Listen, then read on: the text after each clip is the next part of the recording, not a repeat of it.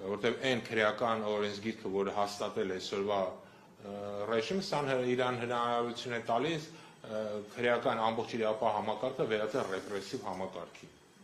Ու ռեպրեսիաները գնում են տարբեր ուղղություններով։ Ռեպրեսիաները գնում են նաև մարդկանց նկատմամբ մասսայական քրեական գործերի հարուցման պատճառով,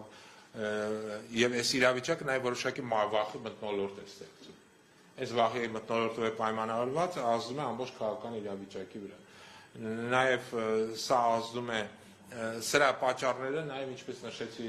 իմ զեկույցի սկզբում, պայմանավորված է սոցիալական այն իրավիճակով, որ կա Հայաստանում, երբ որ բնակչության 30%-ից ավելին աղքատության ցածր մակարդակի վրա է գտնվում, պայմանավորված է թմրադեղերի մասսայաբար տարածմամբ, որը նորից, ինչպես նկատեցիք, բավականին քրեական գործեր չնայած հարուցում են, բայց դա ոչ մի կերպ չի նպաստում դրա նվազմանը, այլ ավելի տարածմանը։ Եվ իհարկե պայմանավորված է նաև այն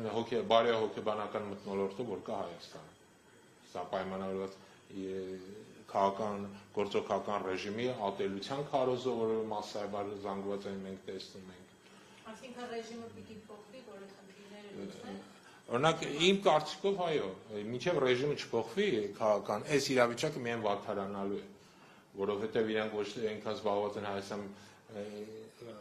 քրեատին իրավիճակի նկատմամբ դեմ պայքարով, այլ զբաղված են քաղաքական հետապնդումներով։ Ամբողջ մեր իրավապահ համակարգը, ասենք ասենք, ինքը քաղաքական հետապնդումների ուղղորդված մարմին է այսօր, ցավոք սրտի, եւ հիմա էլ զբաղված են ասենք թե եկեղեցիներ զավթելով, էլի գնում են այստեղ այնտեղ տարբեր եկեղեցիներ գրավում են եւ փորձում են այդ եկեղեցիների նկատմամբ եւ եկեղեցիներում ինչ որ